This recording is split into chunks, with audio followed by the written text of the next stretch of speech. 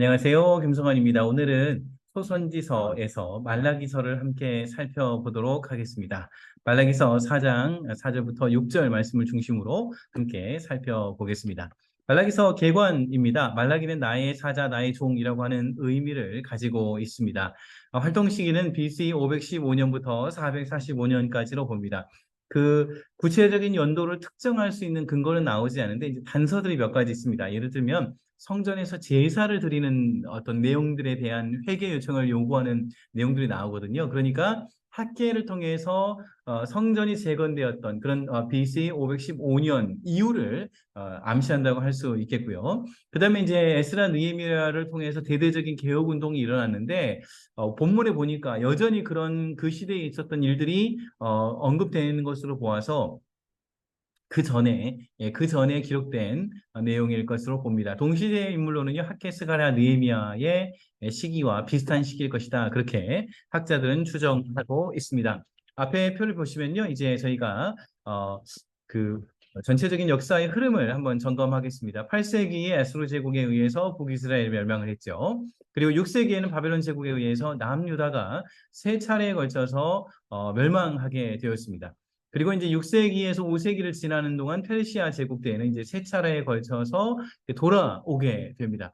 앞에 화면을 보시면 1, 2, 3차 귀환에 대해서 언급이 되어 있고요. 그때의 이제 중심 인물에 대해서 언급을 하고 있습니다. 1차의 귀환 때 중심 인물은 스룹바벨, 정치적인 인물이죠. 다윗의 후손입니다. 돌아왔고요. 그때 성전 재건의 역사가 있었습니다. 그리고 학계 선지자와 스가랴 선지자를 통해서 이제 성전 재건의 역사가 있었고, 그 2차 귀환과 3차 귀환이 이어지게 됩니다. 말라기 선지자는 이제 요 성전 건축 이후에 어느 한 시점에 기록되었다. 그것을 알 수 있는 것이죠. 저희가 오늘 말라기서의 핵심 메시지를 한번 살펴보면요. 첫 번째로 말라기에는 하나님의 사랑이 나타납니다. 두 번째로는 하나님의 경고가 나타나고요. 하나님의 언약이 나타납니다. 하나님의 사랑, 경고, 언약 이 세 가지 키워드를 기억하면서 본문으로 들어가 보겠습니다. 배경 설명을 먼저 살펴보겠습니다. 말라기 선지자가 활동하던 시대에는요, 회의와 절망이 가득한 시기였어요. 왜 그런가 하니까요, 이제 여러 선지자들을 살펴보면, 이제 이스라엘 백성들이 포로 기간 가운데 이렇게 돌아오게 되죠. 그 다음에 여러 가지 회복에 대한 언급들이 있습니다. 그러면 이제 그 말씀을 보면 금방이라도 나라가 회복할 것 같고, 여러 가지 경제적인 상황이 나아질 것 같고, 정치적으로도 잘 좋아질 것 같은데, 그렇지 않고 시간이 오래 걸리는 것을 보게 되는 것이죠. 그래서 이스라엘 백성들이 굉장히 낙심했던 것을 알 수 있습니다. 예를 들면 이사야 선지자를 살펴보면 이사야 49장의 내용, 51장의 내용, 54장의 내용을 살펴보면요. 이제 하나님께서 이스라엘을 구원해 주시고 시온 즉 예루살렘이 만국의 중심이 되도록 오히려 정치적인 영향력이 성장하는 그런 모습을 보여야 했습니다. 그런데 큰 변화가 없었던 것이죠. 예레미야의 말씀을 보면 다윗의 가문 가운데 지도자가 다시 나타나서 이스라엘을 구하고 다시 다윗의 왕국 같은 것을 회복해야 되는데 역시 그러한 모습이 적었습니다. 예레미야 23장에 근거하면요.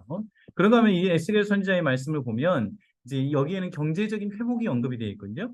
온갖 땅의 소출로 풍요와 번영을 누리게 하리라 그런 내용이 있기 때문에 그런 회복이 일어나야 되는데 당장 눈앞에 그게 보이지 않았던 것이죠.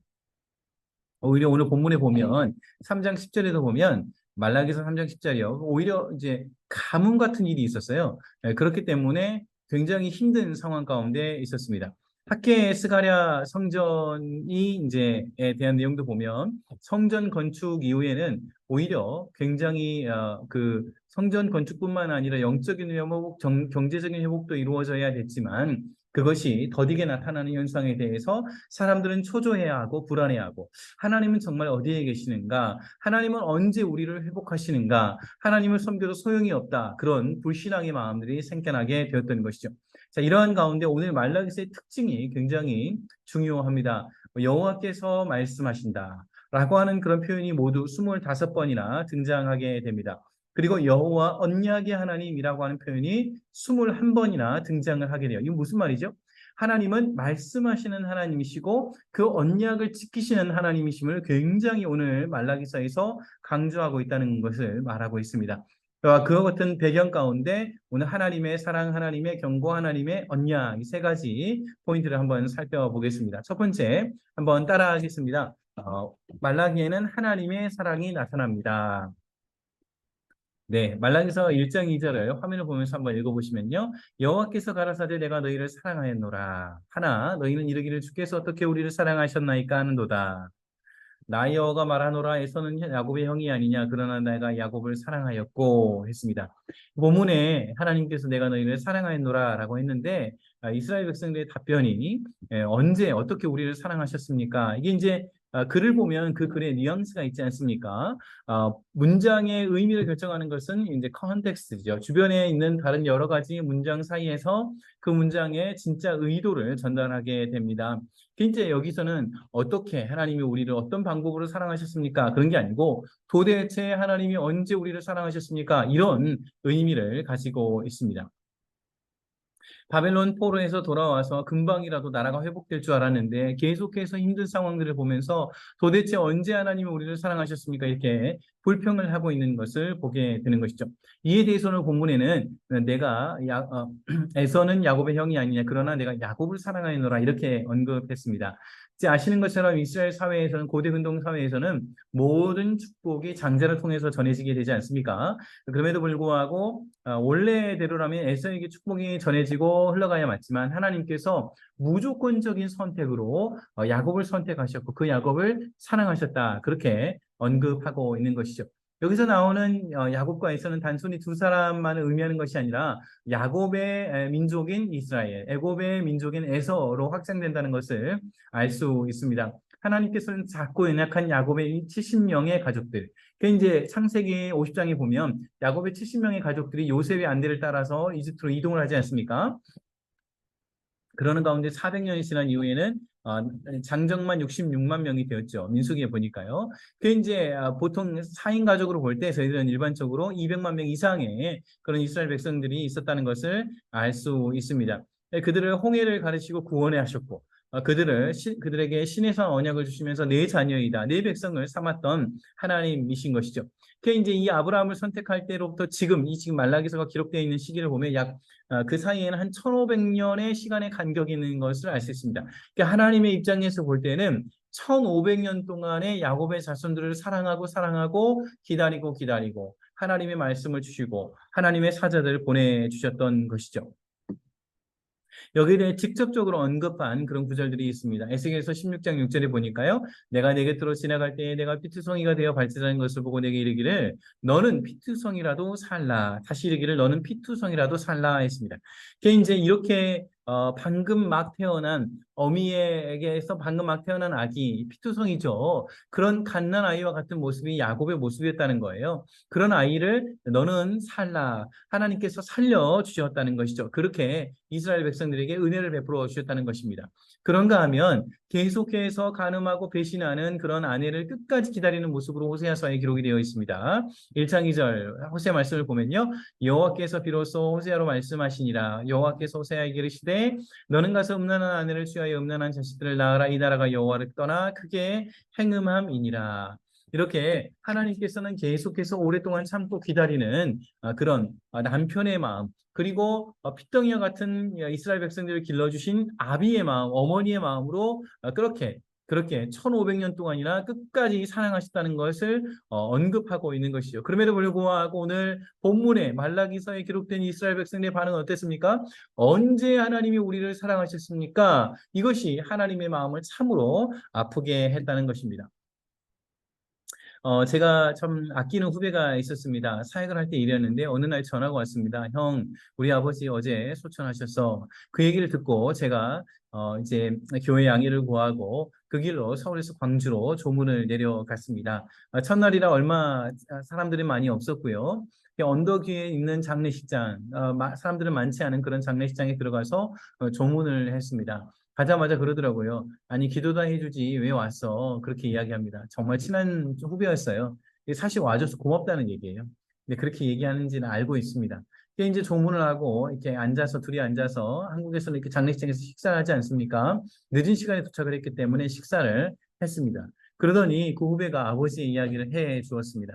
이제 이 아버지가 평생 동안 제가 고향에서 같이 보았던 아버지이고 한 25년간요. 그리고 그 후배도 이제 보았기 때문에 그분이 어떤 분인지를 잘 알고 있습니다. 이제 그 아버지께서 췌장암으로 3달 만에 세상을 떠나게 되신 것이죠. 극심한 고통으로 인해서 굉장히 힘들어하던 어느 날 이제 아버지의 마음이 열리는 것을 보고 이 후배가 교회 목사님, 제 모교회 목사님을 요청했다고 합니다. 그 목사님께서 신방을 오셔서 아버지 많이 힘드시죠? 이런 힘든 시기에 꼭 예수님을 붙드십시오. 우리는 절대로 해결할 수 없는 죄의 문제를 가지고 있습니다. 그러니까 꼭 예수님을 붙들고 예수님께 의탁하십시오. 그렇게 복음을 전했다고 합니다. 그랬더니 이 아버지께서 정말 중요한 질문을 하셨다고 해요. 목사님 감사합니다. 그런데 제가 지금까지 살아오면서 정말 죄를 많이 지었습니다. 그렇죠. 한 번도 하나님도 찾지도 않고 그렇게 많이 권면했음에도 불구하고 교회도 오지 않았던 그렇게 참 강했던 그런 아버지의 모습이었습니다. 그런데 이런 죄인도 저도 예수님을 믿을 수 있을까요? 구원을 받을 수 있을까요? 그렇게 물어봤다 그래요. 그 목사님께서 그 마음을 이해하시고 아버님 안심하십시오. 우리의 죄는 정말로 셀 수 없이 큽니다. 그런데 하나님의 사랑은 그 모든 죄를 다 덮고도 남습니다. 그러니까 안심하시고 예수님의 이름을 부르십시오. 그렇게 언급했다고 합니다. 성도 여러분, 하나님께서는요, 우리가 우리의 연약함과 우리의 죄악이 너무나도 많음에도 불구하고 우리의 어떠함에 상관없이 무조건적으로 하나님께서 야곱을 선택하신 것처럼 우리도 무조건적으로 선택하시고 그렇게 오랫동안 잠잠히 사랑하시고 기다리시고 아끼시고 그렇게 우리를 무조건적으로 사랑하신다는 사실을 여러분 기억하시기를 바랍니다. 에베소서 2장 8절에 있는 말씀인데요. 사도 바울이 이것을 정확하게 표현을 했습니다. 우리의 구원이 어디에서 오는가? 우리의 능력과 우리의 공로와 우리의 어떤 행동에 어서 오는 것이 아니라는 거예요. 하나님께서 은혜로 우리를 구원해 주신다는 겁니다. 그래서 에베소서 2장 8절에 이렇게 기록합니다. 너희가 그 은혜를 인하여 믿음으로 말미암아 구원을 얻었나니 이것이 너희에게서 나는 것이 아니요 하나님의 선물이라. 여러분 우리에게 어떤 구원 얻을 만한 조건이 없음에도 불구하고 하나님께서 우리를 사랑하셨음을 믿으시기를 바랍니다. 그러니까 언제 우리를 사랑하셨습니까? 질문이 아니고 언제나 하나님은 우리를 사랑하십니다. 그렇게 믿으시기를 바랍니다. 영상을 보시면서 한번 따라해 볼까요? 하나님은 언제나 우리를 사랑하십니다. 하나님은 언제나 나를 사랑하십니다. 여러분 이 사실을 꼭 붙들고 믿으시기를 바랍니다. 첫 번째 하나님의 사랑에 대한 메시지였고요. 두 번째는 말라기서에는 하나님의 경고가 나타납니다.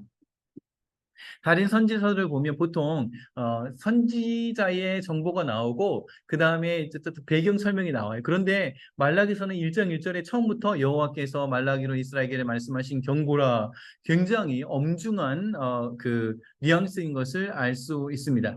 이제 지금부터는 하나님께서 이스라엘 백성들에게 어떻게 엄중한 경고를 내리고 있는지 한 5가지 정도 정리를 해 보도록 하겠습니다. 첫 번째 예배 생활의 타락입니다. 오늘 본문 1장 6절에 보니까 예배 생활의 타락이 나와요. 한번 읽어보시겠습니다. 내 이름을 멸시하는 제사장들아 나 만군의 여호와가 너희에게 이르기를 아들은 그 아비를 종은 주인을 공경하나니 내가 아비일진데 나를 공경함이 어디 있느냐 내가 주인일진데 나를 두려워함이 어디 있느냐 하나 너희는 이르기를 우리가 어떻게 주의 이름을 멸시하였나이까 하는도다. 제일 먼저 예배 생활의 타락이 나오는데요. 구체적인 내용을 정리하면 이렇게 정리할 수 있습니다. 1장에 나온 예배 생활의 타락입니다. 더러운 떡을 제단에 드렸어요. 제대로 제물을 구별하여 드리지 않고 정말 잘 준비되지 않는 그런 제물을 하나님께 드렸던 것이죠. 저는 것과 병든 것을 하나님 앞에 봉헌물로 드렸다는 것입니다. 사람들도 귀한 것, 아끼고 좋은 것을 하나님께 드리는 것이 아니고 쓰다 남은 것, 사용하지 않는 것, 병든 것을 하나님 앞에 드렸다는 것이죠. 하나님께서는 염소나 소를 하나님께 드리도록 했습니다. 그런데 그것을 전혀 개의치 않고 율법의 명령을 전혀 개의치 않고 이제 암컷을 드리는 일들이 있었고 서원을 하고서도 흠이 있는 것을 하나님 앞에 드리는 모습을 보였던 것이죠. 여러분 얼마나 이 제사가 성의가 없었으면 오늘 본문 말라기서 1장 8절에 그 제물을 사람인 총독에게 드려봐라. 그 총독이 받겠는가? 하물며 이런 제물을 나에게 가져오느냐? 그렇게 하나님께서 말씀하십니다. 레위기에 분명히 하나님께서 어떻게 하나님께 제사할 것인가? 오제사가 나오죠. 어떻게 하나님과 동행할 것인가? 7절기가 나옵니다. 그럼에도 불구하고 하나님의 말씀과는 전혀 떠나서 그저 자신이 쓰다 남은 그런 제물들을 하나님 앞에 드렸다라고 하는 것이죠. 그래서 이 1장 10절을 보면 더 이상 제물을 드리지 드리지 않도록, 제사를 드리지 않도록 성전 문을 닫는 자가 있었으면 좋겠다. 그렇게 하나님께서 언급하셨습니다. 그 이후에도 2장 1절부터 9절까지를 보시면 제사장들이 어떻게 하나님 앞에서 타락했는지도 기록이 되어 있습니다. 하나님께서 레위인과 생명의 언약을 맺었는데 이 레위인들이 하나님을 경외하지 않고 멸시하고 제사를 멸시하고 그렇기 때문에 이제는 앞으로는 멸시와 천대를 당하게 될 것이다. 그렇게 말하게 되는 것이죠. 두 번째로는요, 가정생활의 타락이 나옵니다. 굉장히 이제 아내들을 학대한 기록이 나오는데요. 2장 16절 말씀을 읽어보겠습니다. 이스라엘의 하나님 여호와가 이르노니 나는 이혼하는 것과 옷으로 학대를 가리는 자를 미워하노라. 만군의 여호와의 말이니라. 그러므로 너희 심령을 삼가 지켜 거짓을 행하지 말지니라. 두 번째는 가정생활의 타락이에요. 2장에서 나타난 가정생활에 대한 문제를 지적하면 다음과 같이 정리를 할 수 있습니다. 먼저 이방신의 딸과 결혼했고 아내로 눈물과 울음과 탄식이 있게 했다는 거예요. 이혼하고 학대한 이후에는 옷을 가리는 일이 있었습니다. 여러분 바벨론에서 돌아온 세대들이 결혼을 할 때 이방인들과 결혼하는 일들이 있었습니다. 여러분 이방인이면 이방이지 왜 이방 신의 딸이라고 표현했을까요? 그것은 이방인과 결혼하게 되면 그냥 사람만 결혼하는 것이 아니고 그 사람이 믿고 있는 문화, 가정생활, 집안의 배경들이 들어올 뿐만 아니라 그 사람의 신앙도 같이 들어오기 때문인 것이죠. 심각한 가정생활의 타락이 어디서부터 오는가? 바로 이방 신들과의 신의 딸과 결혼하는 데서 온다 하는 것이죠. 여러분 결혼은 구원의 방편이 아닙니다. 하나님의 특별하신 은혜가 있어서 사도 바울이 언급한 것처럼 특별한 은혜가 있어서 그 사람을 구원하기 위한 계획이 아니라 웬만하면 사실 99%는 믿는 자들과 결혼하는 것이 맞습니다. 여러분 인생이 가는 길이 한 방향으로 가도 쉽지 않은데 신앙이 다르면 정말 다른 방향으로 가기 때문에 정말 힘들죠. 그래서 여러분 우리 청년들에게 대학생 때부터 어릴 때부터 꼭 믿음의 사람들과 가정을 잘 세우는 것이 그것을 강조하는 것이 중요합니다. 한 번 더 말씀드립니다. 결혼은 그 구원의 방편이 아니에요. 이 가정 생활은 가정의 멍에를 매는 일입니다. 한 방향으로 가는 그 멍에를 매는 일이기 때문에 믿음의 가정을 이루도록 그렇게 권면해 주시기를 바랍니다. 그 이제 제가 있던 교회 목사님은 이렇게 얘기를 한 적도 있었어요. 멀리 있는 사람을 만나서 속지 말고 크게 속는 일이 있다는 거예요. 그리고 가까이 있는 사람을 만나서 오히려 조금 손해봐라. 그렇게 권면을 하더라고요. 청년들에게. 멀리 있는 사람 갑자기 나타나는 사람 좋아 보이는데 그렇게 만나서 크게 손해보지 말고 크게 땅을 치며 후회하지 말고 가까이 있는 사람 그래서 이미 익숙해져 있어서 그 사람의 진부 여부를 모르는 그런 상황 가운데 가까이 있는 사람 만나서 손해보는 게 낫다. 그렇게 가까이서 찾으라. 그렇게 고민하는 이야기도 들은 적이 있었습니다. 그런가 하면 이제 이스라엘 사회에는 그 당시 고대 근동의 문화에 따라서 아내들을 학대하는 일들이 있었습니다. 평생 사랑하겠다고 사랑하는 배필로 하나님께서 주셨는데 그 아내를 학대하고 그 학대하는 점을 옷으로 가렸다라고 하는 것이죠. 이제 16절에 그런 내용이 나타나고 13절에 보면 이제 학대를 당한 아내들이 하나님 앞에서 눈물과 울음과 탄식으로 기도한다. 그럼에도 불구하고 남자들은 두 손을 들어서 하나님 앞에 봉헌물을 드리고 있는 그런 모습들을 보면서 하나님께서 회개를 요청하고 있습니다. 세 번째는 경제 생활의 타락을 다루고 있습니다. 말라기서 3장 8절을 보면요. 사람이 어찌 하나님의 것을 도둑질하겠느냐 그러나 너희는 나의 것을 도둑질하고도 말하기를 우리가 어떻게 주의 것을 도둑질하였나이까 하는도다. 이는 곧 11조와 봉헌물이라. 분명히 하나님께서는 그 당시의 사람들이 하나님의 것을 하나님께 드리지 아니하고 이제 자신의 것을 삼는 그런 모습에 대해서 꾸짖고 있습니다. 그래서 오히려 그 시대의 사람들의 눈높이에 맞춰서 하나님의 축복의 약속도 함께하고 계십니다. 3장 10절에요. 만군의 여호와가 이르노라 너희의 온전한 11조를 창고에 들여 나의 집에 양식이 있게 하고 그것으로 나를 시험하여 내가 하늘 문을 열고 너희에게 복을 쌓을 것이 없도록 붙지 아니하나 보라 그랬습니다. 아마 이 영상을 보시는 분들은 11조를 잘 하고 계실 것입니다. 그리고 헌금도 잘 이렇게 때를 따라서 감사의 제목으로 드리게 될 것입니다.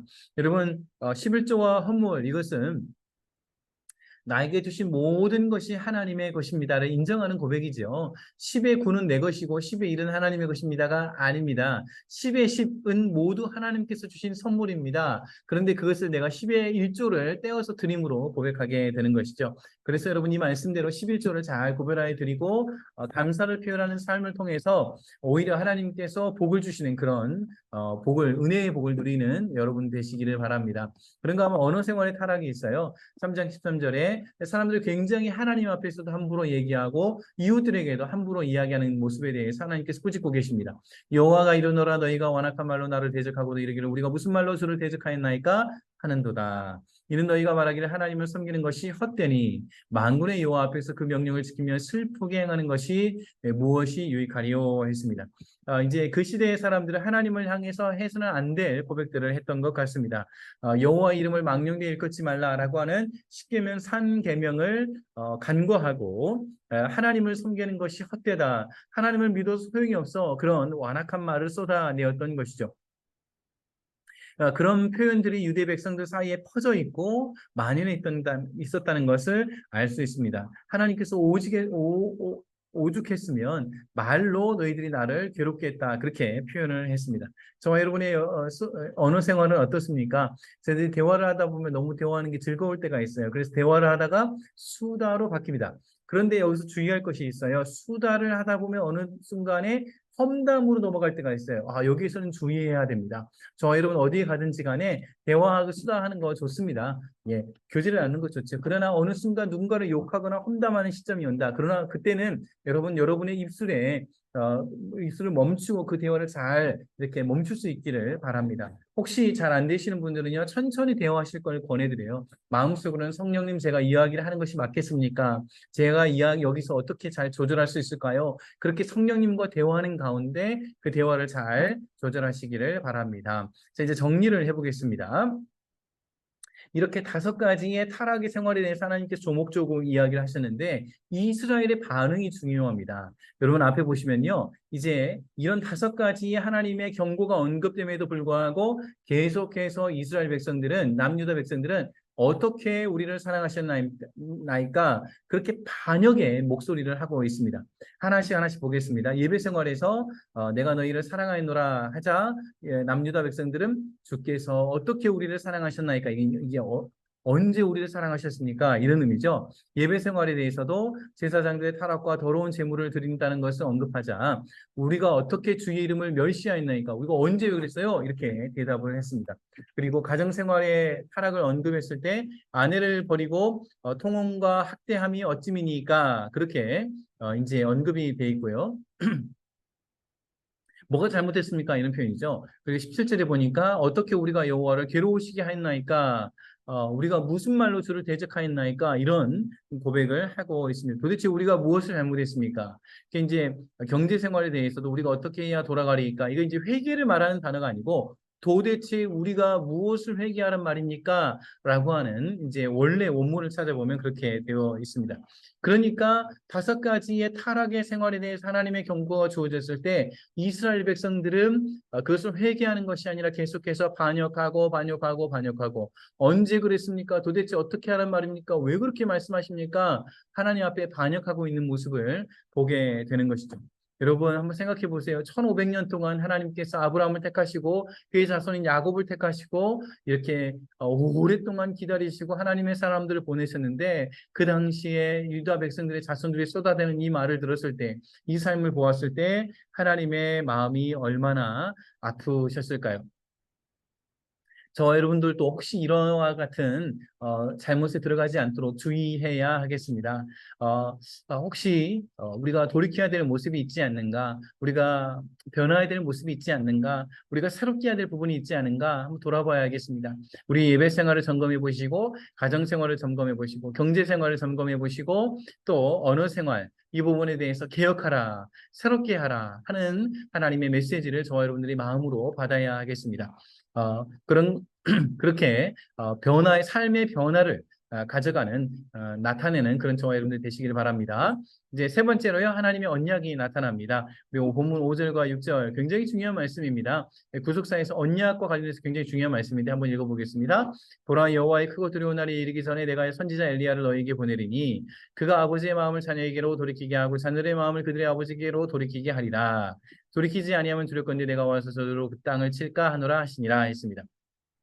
하나님께서 돌이키라 돌이키라 돌이키라 하셨고요. 동시에 이제 크고 두려운 날이 이르기 전에 하나님께서 엘리야를 보내리라 했습니다. 엘리야는 하나님의 사자이지요. 그래서 이 제목이 나의 사자라고 하는 이름 말라기로 기록이 됐는데 어떤 학자들에 의해서는 진짜 말라기라는 선지자가 아니라 어떤 여호와의 사자를 보내주시겠다고 하는 이 메시지를 강조하기 위해서 책의 제목이 이렇게 달렸을 것으로 보기도 합니다. 여기에 보면 하나님의 사자를 주님의 성전에 임하게 한다. 그런 내용이 나타나 있습니다. 그래서 하나님께로 돌이키게 한다. 그런 고백이 들어있는 것이죠. 우리는 이 엘리야가 바로 세례 요한이었다는 것을 알 수 있죠. 마태복음 11장 10절에서 기록된 바 보라 내가 내 사자를 내 앞에 보내노니 그가 내 길을 내 앞에 준비하리라 하신 것이 이 사람에 대한 말씀이라. 예수님께서 세례 요한에 대해서 말씀하셨습니다. 그래서 저희들은 하나님의 언약이 이루어졌다는 것을 알 수 있죠. 자, 이것에 대해서 말라기서 4장 2절에 이렇게 언급하고 있습니다. 내 이름을 경외하는 너희에게는 공의로운 해가 떠올라서 치료하는 광선을 비추리니 너희가 나가서 외양에서 나온 송아지 같이 뛰리라. 그렇게 하나님께서 회복을 경외하는 자에게 기쁨과 회복을 허락해 주리라. 그런 메시지를 주셨습니다. 이 말씀을 마음에 담기를 바랍니다. 내 이름을 경외하는 너희에게는 공의로운 해가 떠올라서 치료하는 광선을 비추리니 너희가 나가서 외양간에서 나온 송아지 같이 뛰리라. 이 말씀 이루어지게 하여 주옵소서. 그렇게 여러분 기도해 주시길 바랍니다. 말씀 정리하겠습니다. 말라기서에는요 1500년 동안 조건 없이 사랑하신 하나님의 마지막 메시지가 기록이 되어 있었습니다. 하나님은 끊임없이 오래 참으시면서 사랑하셨지만 이스라엘 백성들은 계속해서 반역하는 모습을 보게 됩니다. 그래서 하나님께서는 그 이후로는 이제 400년 동안 선지자의 특별한 메시지 없이 침묵기를 가지게 되시죠. 그리고 때가 되었을 때 엘리야를 보내주시고 그리고 때가 되었을 때 예수님께서 직접 하나님께서 사람의 몸을 입고 이 땅에 오신 은혜를 주셨습니다. 예수님께서 오심으로 말미암아 공의로운 해가 떠올라서 치료하는 광선을 비춰주시고 또 송아지같이 뛰는 것처럼 사람들에게 큰 기쁨을 주시고 성령 강림의 사건이 나타나게 됩니다. 여러분 오늘 이 말씀을 말라기서에서 나타난 세 가지 포인트를 기억하시길 바랍니다. 하나님의 사랑, 하나님의 경고, 하나님의 언약 이 세 가지를 여러분 기억하시는 가운데 저와 여러분의 믿음도 더욱더 강건해지기를 간절히 바랍니다. 이렇게 말라기서 강의를 마치도록 하겠습니다. 감사합니다.